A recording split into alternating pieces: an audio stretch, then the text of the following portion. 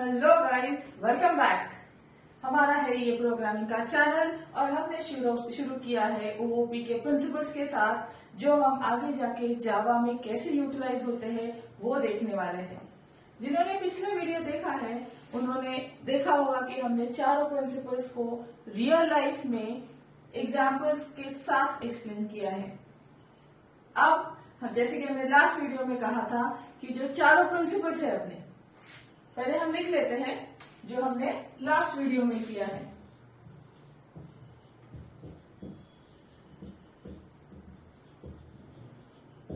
OOP के चार principles. पहला था abstraction, followed by encapsulation, then inheritance, और चौथा था हमारा पॉलीमॉर्फिज्म। तो ये चारों प्रिंसिपल्स हमने लास्ट वीडियो में बहुत डिटेल में स्टडी किए थे, बहुत डिटेल में इनके एग्जांपल्स देखे थे। लेकिन क्योंकि हमें आगे बढ़ना है तो हम एक छोटा सा ब्रशअप कर लेंगे कि व्हाट डू दे मीन। एक प्रॉपर डेफिनेशन हम दे देते हैं सो दैट आज जिन्होंने ज्वाइन किया है, ये जो वीडियो फर्स्ट टाइम देख रहे हैं, उन्हें थोड़ा सा लिंक लग जाए। Starting off with the first principle abstraction. Now we all know कि हमारे प्रोग्राम के होते हैं दो parts, that is data and methods या functions. Starting with abstraction, when we focus on only the important part and leave behind the background details, we say we are talking of abstraction. So, अगर book definition हमें देना है abstraction का, then we can say an abstraction is nothing but an act which represents only essential features and side-buys or ignores the background details or explanation. Moving to the second principle, जो कि है encapsulation, wrapping up of data and methods, या फिर real life में characteristics and behavior into a single unit, that is class, is known as encapsulation. Third is inheritance. Last video में हमने super class या parent class, child class का concept देखा था। हमने एग्जांपल ली थी चेयर, तो जिसको हम ये आज चारों प्रिंसिपल्स अप्लाई करने वाले हैं। So inheritance means when we acquire anything from the generation above us, we say we are having an inheritance principle. Lastly polymorphism means multiple behaviour और multiple forms. Every object has this characteristics, has this speciality कि वो different situations में, different conditions में अलग अलग reaction देता है। That is nothing but polymorphism. तो हमने जैसे कहा था कि ये चारों principles हमारे एग्जाम्पल पे अप्लाई होते हैं या नहीं, क्योंकि ये हमने लिया था बेस, जिससे कि हमने क्लास और ऑब्जेक्ट इन दोनों का डिफरेंस क्लियर किया था। सो गाइस, चेयर जब हम बोले थे, we said chair is a class, और इस क्लास चेयर का ऑब्जेक्ट क्या था? The study chair in my study room. तो ये था हमारा क्लास और ऑब्जेक्ट का कंसेप्ट जो हमने लास्ट वीडियो में कवर किया था। इस वीडियो में हम इसी एग्जाम्पल को आगे लेते हुए ये चारों प्रिंसिपल्स कैसे अप्लाई होते हैं वो हम देखेंगे। So let's start.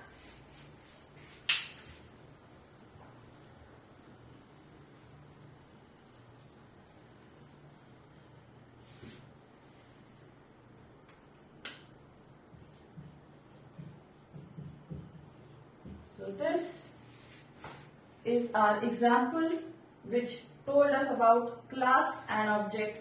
Again, I'll repeat the definition. Class is a group of objects having similar characteristics and similar behavior, whereas an object is an identifiable entity having its own specific characteristics and behavior. तो पहला principal abstraction कैसे apply होता है real life में। Suppose अगर हम निकलते हैं चेयर परचेस करने के लिए, ठीक है, कल को मेरी स्टडी चेयर खराब हो गई and I go to purchase a chair in the shop. तो अगर मुझे चेयर लेनी है, मैं किन चीजों पे फोकस करूंगी या कौन सी ऐसी चीजें हैं जिसके बारे में मैं सोच के डिसीजन लेके चेयर परचेज करूंगी. अब अगर मेरे पॉइंट ऑफ व्यू से देखा जाए तो आई will focus on material which is durable. Secondly, I will focus on the color कि मेरे स्टडी को सूट करता है या नहीं. I will check on comfort. I have to sit for 2 to 3 hours पढ़ाई करने के लिए, तो कंफर्टेबल तो होनी चाहिए. उसके बाद किस पे फोकस करते हैं? Any guesses? ऑब्वियसली मेरे बजट में है क्या. तो these are some of the few things I will focus. ये चेंज होती है पर्सन टू पर्सन. ठीक है, अगर हम टीनेजर्स की बात करें तो ये पॉइंट थोड़ा सा निगलेक्टेड होता है, ये पेरेंट्स का कंसेप्ट होता है. We will focus on the about 3. लेकिन when you are earning and when you want to buy something for your own, then this has to be there. तो ये सारी चीजें एक अप्रोक्सीमेशन लेवल पे अगर हम कहना चाहें तो हम कंसिडर करते हैं. सो आई गो टू दी शॉप, ये सारी चीजें कंसिडर करके आई फाइनलाइज अ चेयर. उसके बाद I purchase it and I get it home. लेकिन ये 4 ही चीजें ऐसी है क्या कि जो चेयर के बारे में इंपॉर्टेंट है? नहीं, इसके बारे में और भी कई ज्यादा चीजें इंपॉर्टेंट है. जैसे कि हमने यहाँ लिस्ट नहीं किया,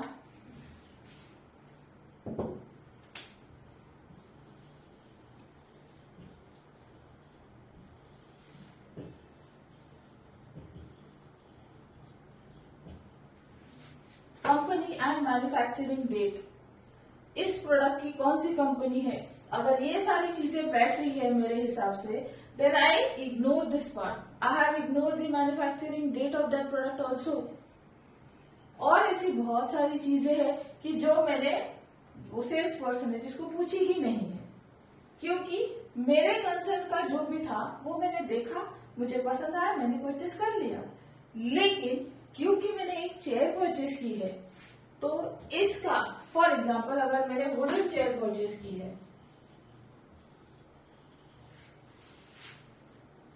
अब वुडन चेयर जब मैंने परचेस की है तो उस चेयर का वुड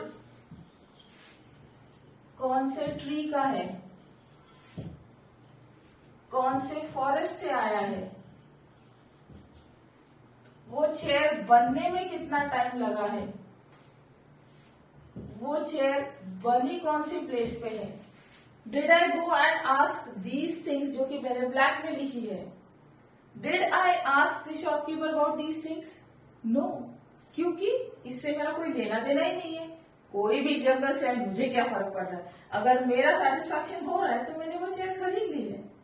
कब बना, कहाँ से आया है, ट्रांसपोर्टेशन में कितने दिन लगे हैं, ये सारी चीजें मेरे लिए मायने नहीं रखती.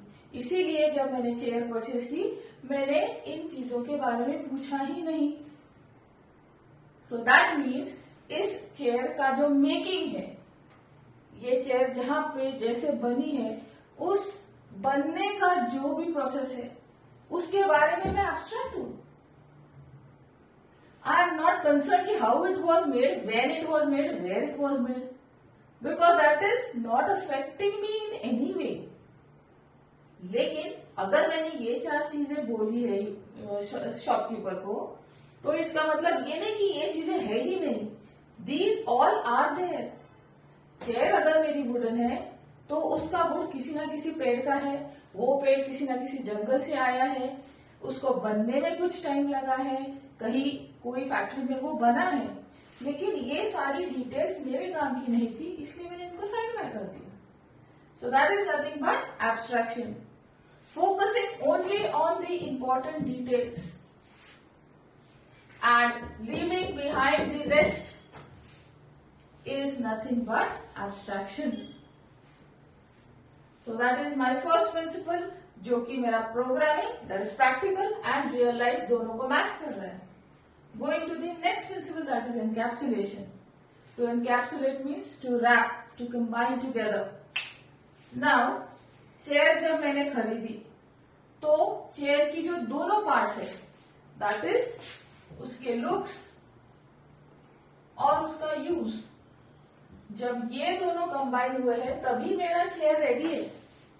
अगर मैंने चेयर के सारे पार्ट्स डिसमेंटल करके रख दिए, उसका यूज नहीं हो रहा है, तो मैं उसको चेयर नहीं बोलती। सो that is nothing but encapsulation, wrapping up of characteristics and behavior into a single unit is nothing but encapsulation. तो ये हो जाता है मेरा दूसरा प्रिंसिपल कवर यहाँ पे। That is how abstraction and encapsulation work. अब इन दोनों में भी कनेक्शन है। एक स्टेटमेंट मिलेगी, एनकैप्सुलेशन इम्प्लीमेंट्स एब्स्ट्रैक्शन।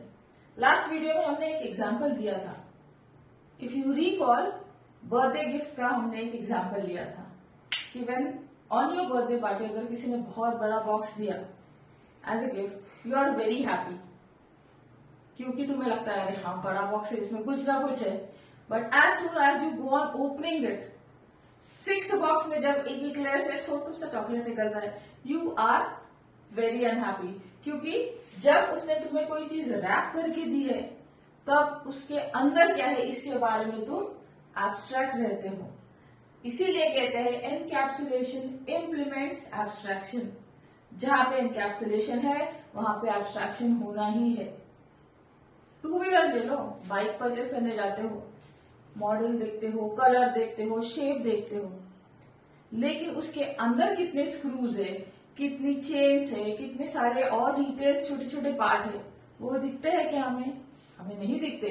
और इसीलिए हम ऊपर की जो उसकी लुक्स है, ऊपर का उसका जो पूरा शेप दिया हुआ है, उसको देखकर ही हम आगे जाके वो चीज खरीदते हैं। सो एनकैप्सुलेशन इम्प्लीमेंट्स एब्स्ट्रैक्शन। ये हो गए 2 प्रिंसिपल्स। अब आते हैं इनहेरिटेंस पे। So we need to clear some part of the board to explain the 3rd principle.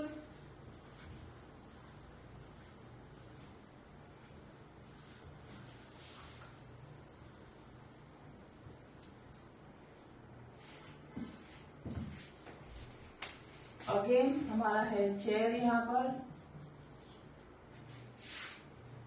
Class और ऑब्जेक्ट का डिफरेंस जब हमने क्लियर किया था तब हमने एक छोटा सा हायरार्की बनाया था।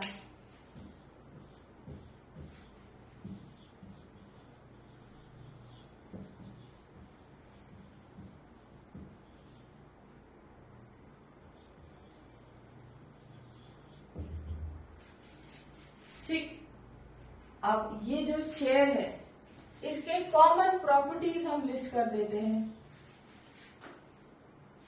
कॉमन प्रॉपर्टीज कौन से आएंगे? Legs, platform, back.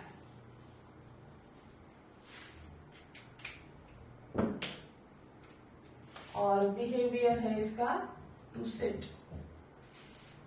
ओके, तो व्हेनेवर चेयर दिमाग में वर्ड आता है, ये चीजें पहले हाईलाइट होती है। अब सोचो, जब मैं स्टडी चेयर परचेज करने जा रही हूँ, शॉपकीपर को मैं ऐसे बोलूंगी क्या, भैया एक स्टडी चेयर दिखाओ ना जिस पे बैठा जा सकता है। He will laugh at me कि क्या मैम आपको इतना भी नहीं पता। या फिर अगर मैं बोल दूं कि भैया ऐसी स्टडी चेयर दिखाओ जिसको लेग्स है, तो ये बोलेगा या तो इनको चेयर का मतलब नहीं पता या ये गलत जगह आ गई है। दैट मीन्स कि as soon as I attach the word chair to study, whatever belongs to chair automatically will belong to study chair. उसको फिर से बोलने की जरूरत नहीं पड़ती है। That is the principle of inheritance. जैसे ही चेयर वर्ड मैंने स्टडी को अटैच किया, चेयर की जो बेसिक चीजें हैं, लेग्स है, प्लेटफॉर्म है, बैक है, और उसका जो पर्पज है टू सिट, वो ऑटोमेटिकली स्टडी चेयर में इंक्लूडेड हो जाता है। प्लस स्टडी चेयर का अलग से चीज जो है वो ऐड हो जाएगा। तो कहने का मतलब ये है कि अगर मैंने ये वाले क्लास को इसको अटैच किया तो इस क्लास का जो कुछ भी है वो सारा इस क्लास को बिलोंग करता है, प्लस इसका अपना अलग से रहेगा। अब एक लेवल और नीचे चलते हैं।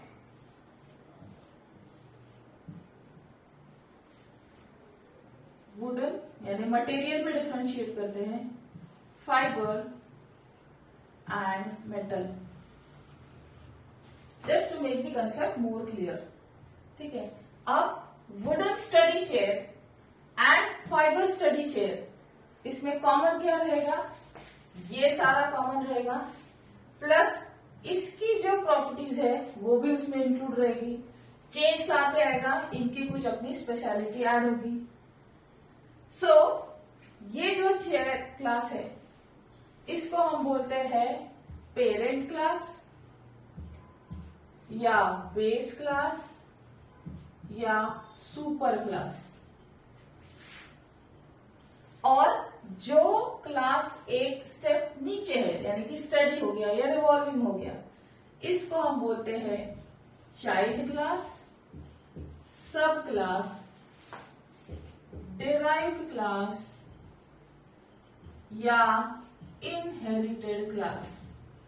अलग अलग बुक्स इनको अलग अलग नेम से रेफर करते हैं, मीनिंग वही रहता है। तो ऊपर वाला जो क्लास है वो होता है पेरेंट, बेस या सुपर, और जो एग्जैक्टली उसके नीचे होता है वो हो जाएगा चाइल्ड या सब क्लास या डिराइव्ड या इनहेरिटेड क्लास। अब आओगे नीचे, वुडन स्टडी चेयर। मैम ये क्या है? ये ग्रैंड चाइल्ड है? नहीं, सिर्फ पेरेंट और चाइल्ड का रिलेशन है। तो अगर मैं वुडन स्टडी चेयर क्लास की बात कर रही हूं तो ये बन जाएगा मेरा चाइल्ड और ये बन जाएगा इस क्लास का पेरेंट, यानी इसमें जो कुछ है वो ऑटोमेटिकली इसमें आ जाता है। So when you get something from the generation above you, it is nothing but inheritance. यहाँ पे क्या हो जाता है कि हमारा जो प्रोग्रामिंग में राइटिंग का काम है वो बहुत कम हो जाता है। पेरेंट क्लास में मानो 4 फंक्शंस लिख दिए, वो as it is child class में यूज कर सकते हो, क्योंकि उसको फिर से रीराइट करने की जरूरत नहीं पड़ती, only because of this principle that is inheritance. Clear? तो ये जो 2 लेवल्स है ये मैंने इसीलिए बताई कि पेरेंट और चाइल्ड का रिलेशन है, थर्ड स्टेप तक नहीं जाना। जैसे मैं यहां आती हूं, ये चाइल्ड बन जाएगा, ये बन जाएगा पेरेंट उसका, तो इसमें जो कुछ है वो इसमें आ जाएगा, प्लस इसके एडिशनल फीचर्स भी रहेंगे। So inheritance means when the child class gets the properties of the parent class, we say it is inheritance. अब आते हैं लास्ट प्रिंसिपल पे, दैट इज पॉलीमॉर्फिज्म। एग्जाम्पल वही है चेयर।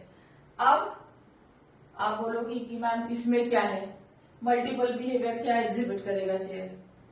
तो सोचो, एक चेयर है, से मूवी देखने जाती हो पीवीआर में, वहां पे रिक्लाइनर्स होते हैं, एक जगह फिक्स है, तो मल्टीपल बिहेवियर कैसे दिखा सकते हैं?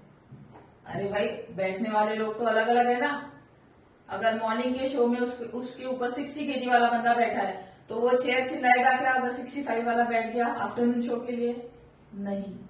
तो वो चेयर तब तक पॉलीमॉर्फिज्म दिखाएगी जब तक कि उसका रेजिस्टेंस पावर है, यानी हाँ, अगर 150 kg का बैठ जाएगा तो there has to be some damage. लेकिन 20 kg का बैठा उस चेयर पे बंदा तो भी वो चेयर बैठने देता है, 50 का बैठा तो भी बैठने देगा। बहुत स्ट्रॉन्ग चेयर है, 80-90 kg तक बैठने देगा। तो that means a single object, a single entity will exhibit multiple behaviors depending on the circumstances. तो चेयर पे उसका वेट बेरिंग तक कोई भी वेट का बंदा बैठे, इट विल अलाउ।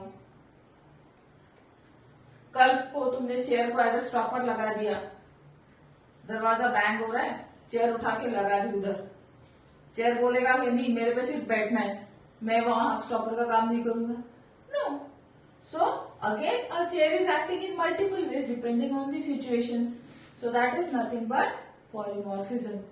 तो ये चारों प्रिंसिपल्स जो ओओपी ने खुद के लैंग्वेजेस के लिए अलॉट किए हैं वो फॉलो हो रहे हैं पूरे के पूरे जावा में, इसीलिए Java is a perfect OOP language. I hope the relation between the real and the programming world is now established. अब हम बढ़ते हैं इससे एक स्टेप आगे।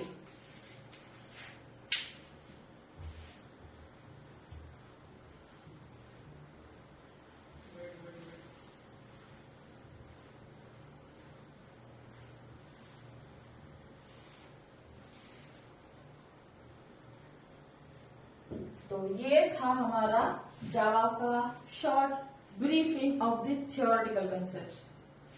क्या है, स्पेशलिटीज क्या है, किस पे बेस्ड है, प्रिंसिपल्स मतलब क्या, प्रिंसिपल्स फॉलो करना मतलब क्या। अब आते हैं हम एक्चुअली हमारा प्रोग्रामिंग लैंग्वेज पर। सो एज आई सेड कि जब भी हम लैंग्वेज सीखते हैं हम उस लैंग्वेज के दो पार्ट सीखते हैं। एक होता है उस लैंग्वेज का कैरेक्टर सेट और दूसरा होता है उस लैंग्वेज के लिखने का तरीका जिसको हम बोलते हैं सिंटैक्स। तो character set will include all that I can use while writing a single statement of that programming language, whereas syntax is how I am going to write it. अब जिनको C या C++ का थोड़ा बहुत knowledge है या जिनका जावा थोड़ा बहुत हो चुका है उनको ये स्टेटमेंट समझ में आएगी। Index equal to 5 and a semicolon. तो ये एक हम एग्जाम्पल लेते हैं, जिनको नहीं आता है do not worry, we are going to do right from the scratch. लेकिन अभी के लिए कि कैरेक्टर सेट मतलब क्या वो हम देख रहे हैं। अब ये जो लाइन मैंने लिखी है INTX equal to 5 and a semicolon, मतलब ये स्टेटमेंट मैं जावा में लिख सकती हूँ। ये अलग है, this is different, this is different, this is different and this is different. तो ये सारे अगर मैं यूज कर पा रही हूँ, मेरा लैंग्वेज अलाउ कर रहा है, मतलब ये सारे के सारे आते हैं मेरे कैरेक्टर सेट में। तो ऐसी बहुत सारी चीजें हैं जिनको मिला के बनाया गया है कैरेक्टर सेट ऑफ जावा। इसमें वर्ड्स भी है, इसमें सिंबल्स भी है, इसमें साइंस है, इसमें डिजिट्स है, इसमें अल्फाबेट्स है, इसमें स्पेशल कैरेक्टर्स भी है। तो इन सब के कॉम्बिनेशन को हम बोलते हैं कैरेक्टर सेट। अब भाई जावा है, पहले तो प्लेटफॉर्म इंडिपेंडेंट है और एक खासियत है इसका जो कैरेक्टर सेट है ना वो सबसे बड़ा कैरेक्टर सेट है। अभी तक जितनी भी लैंग्वेजेस बनी है उनमें सबसे बड़ा कैरेक्टर सेट जावा का है।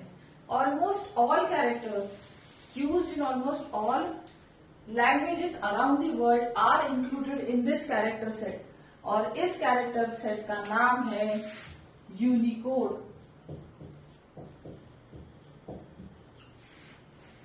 This is the name of the character set that Java uses. As I said, सबसे बड़ा कैरेक्टर सेट है। और दूसरी स्पेशलिटी इस कैरेक्टर सेट की ये है कि it is a 2 byte character code set।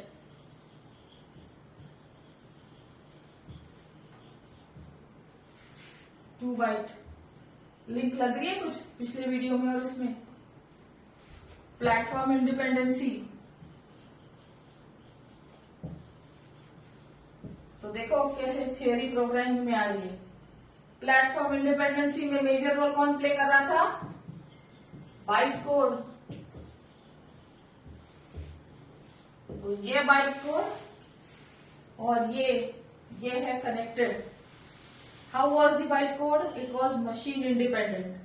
तो वो बाइट कोड क्यों क्रिएट हो रहा है? क्योंकि ये जो यूनिकोड कैरेक्टर सेट है वो हर कैरेक्टर को 2 बाइट्स में कन्वर्ट कर रहा है। अब बाइट्स, अगर इसके डिटेल में जाए तो हमारे पास 2 वर्ड्स आते हैं, bit and byte. Bit smallest unit of your binary language. First I suppose first video में या सेकेंड वीडियो में हमने किया था कि कंप्यूटर लैंग्वेज को हम बोलते हैं binary language. Bi means two, तो जिसको सिर्फ दो ही चीजें समझ में आती है वो बाइनरी लैंग्वेज। और कौन सी समझ में आती है? 0 एंड 1। 0 एंड 1 को ही हम बोलते हैं bit. So 0 is a bit and 1 is a bit. लेकिन भाई ये बिट भी एक शॉर्ट फॉर्म है। फुल फॉर्म क्या आता है इसका? Binary digit. This is the full form of bit. Binary का बाय, डिजिट का टी मिला के बना है मेरा bit. So 0 is a binary digit and 1 is a binary digit. तो इतना बड़ा बोलने से अच्छा हम बोलते हैं 0 is a bit, 1 is a bit. Her language का जो सबसे छोटा पार्ट होता है उसको कुछ ना कुछ बोलते हैं। जैसे केमिस्ट्री में स्मॉलेस्ट इंडिविजुअल पार्ट को क्या बोलते हैं? मॉलिक्यूल। और जब वो ब्रेक होता है तो जो एग्जिस्ट नहीं होता लेकिन जिसका एग्जिस्टेंस होता है वो होता है एटम। सेम वे 0 और 1 ये होता है लास्ट पार्ट जहां तक कि मैं कंप्यूटर लैंग्वेज को ब्रेक डाउन कर सकती हूँ, दैट इज अ बिट। अब आते हैं बाइट पे। बाइट मतलब क्या? ऐसे 8 बिट्स के कॉम्बिनेशन को जब मैं मिलाती हूं तब मेरा बनता है एक byte. What is the need? What is the need? अगर मैं गोल्ड खरीदने जाती हूँ, I measure it in milligrams, grams, ठीक है ना। लेकिन जब मैं पोटैटोज, आलू या अनियन खरीदने जाती हूँ, मैं उसको मिलीग्राम या ग्राम से मेजर करती हूँ क्या? नहीं करती, क्योंकि मुझे बड़ा यूनिट चाहिए। जब चीजें बहुत बड़ी मेजर करनी है, आई नीड ग्रेटर यूनिट्स, तो मैं केजी पे शिफ्ट हो जाती हूँ। अगर मुझे उससे भी हैवी चीज मेजर करनी है, then I go to tons. वैसे ही जैसे जैसे कंप्यूटर की मेमोरी का साइज बढ़ता गया, ये जो बिट्स है ये छोटे लगने लगे। इसीलिए ऐसे 8 बिट्स के कॉम्बिनेशन को हमने बोला एक बाइट। कंप्यूटर और डेवलप हो गए। 1 बाइट से फिर आ गया 1 KB, that is kilobyte, then MB and GB and TB, going on till date. तो जैसे जैसे मेमोरी बढ़ती जाएगी वैसे वैसे हमें बड़े यूनिट्स मिलते जाएंगे। So that is 1 byte is 8 bits. अब आते हैं हमारे यूनिकोड कैरेक्टर सेट पर। 2 बाइट कैरेक्टर कोड सेट मतलब क्या? 2 बाइट मीन्स 16 बिट्स, ठीक है ना। 1 बाइट मतलब 8, तो 2 बाइट हो गए 16 बिट्स। अब यूनिकोड क्या करता है कि हर एक इंडिविजुअल पार्ट जो है कैरेक्टर सेट का, पहले उसको 16 बिट्स में कन्वर्ट करेगा और फिर उस पे वर्किंग करता है। इसीलिए जब वो इस 16 बिट्स में कन्वर्ट करता है तब मेरा कोड बन जाता है बाइट कोड, जो कि है मशीन इंडिपेंडेंट, क्योंकि वो सिर्फ 0 और 1 का कॉम्बिनेशन होता है। तो इसीलिए Unicode is the speciality of the Java. It's the biggest character set known till date and it is a 2 byte character code set. तो इसी 2 बाइट कैरेक्टर कोड सेट की वजह से प्लेटफॉर्म इंडिपेंडेंसी भी अचीव होती है। तो नेक्स्ट वीडियो में हम जावा के कैरेक्टर सेट में क्या क्या यूज होता है वो देखेंगे, उसके बाद उसको कैसे यूज करना है वो भी देखेंगे। So guys stay tuned, go revise, get your concepts clear, and we meet in the next video. Till then, bye bye, take care.